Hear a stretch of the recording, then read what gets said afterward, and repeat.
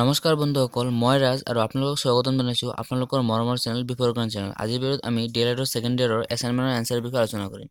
আজি আমাৰ পাঠ্য বিষয় হৈছে 14 আৰু পাঠ্য বিষয়ৰ নামটো হৈছে প্ৰাক শৈশৱকালীন শিশুৰ যত্ন আৰু শিক্ষা। আজিৰ ভিডিঅ'ত আমি পাঠ্য বিষয় 14 3 নম্বৰ কুৱেশ্যন অৰ্থাৎ পাঠ্যক্ৰম হৈছে এজন শিল্পীৰ অৰ্থাৎ শিক্ষক হাতত থকা আহিলা যিটোৰ তেওঁ নিজৰ শিল্পীশালাত বিদ্যালয়ত নিজৰ উদ্দেশ্য অনুসৰি নিজৰ সামগ্ৰীসমূহ ছাত্ৰ ছাত্ৰীয়ে গঢ় দিয়ে। এই উক্তিটোৰ যুক্তিযুক্ততা স্থাপন কৰক। আৰু এই কুৱেশ্যনৰ এনচাৰৰ কাৰণে আমাৰ 10 মাৰ্কছ আছে। আজিৰ ভিডিঅ'ত আমি এই কুৱেশ্যনৰ এনচাৰ বিষয়ে আলোচনা কৰিম। বন্ধুসকল, আপোনালোকৰ নেক্সট ভিডিঅ'টো কোনটো এছাইনমেণ্টৰ ওপৰত লাগে আপোনালোকে কমেণ্টত জনাই দিব। আজিৰ ভিডিঅ'টো আমি এটা আৰম্ভ কৰি আছোঁ। আমাৰ এই কুৱেশ্যনৰ এনচাৰটো হৈছে ইয়াৰ পৰা আপোনালোকে উত্তৰৰ পৰা ইয়াৰ পৰা আপোনালোকে লিখি থাকিব যে প্ৰাপ্তবয়স্ক ব্যক্তিয়ে শিশুৰ সুস্থ বিকাশ আৰু শিকন নিশ্চিত কৰাৰ দায়িত্ব পালন কৰিব লাগে। শিশুৰ সুস্থ সামাজিক তথা আৱেগিক বিকাশৰ এটা গুৰুত্বপূৰ্ণ নিৰ্ণায়ক দিশ হ'ল জন্ম লাভ কৰাৰ পৰা ইয়াৰ প্ৰাপ্তবয়স্ক ব্যক্তিৰ সৈতে গঢ় লৈ উঠা সম্পৰ্ক।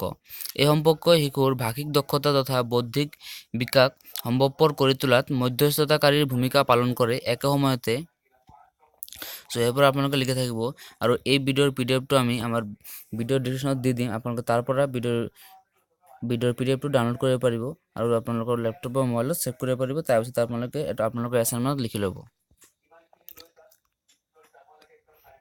আশা কৰিছোঁ আপোনালোকৰ ভিডিঅ'টো ভাল লাগিছে। যদি ভিডিঅ'টো ভাল লাগিছে তেনে ভিডিঅ'টো লাইক কৰিব আৰু আপোনালোকৰ বন্ধুসকলৰ মাজত ভিডিঅ'টো শ্বেয়াৰ কৰিব। পৰৱৰ্তী সময়ত লগ পোৱাৰ আশাৰে আজিলৈ বিদায় লৈছোঁ। ধন্যবাদ।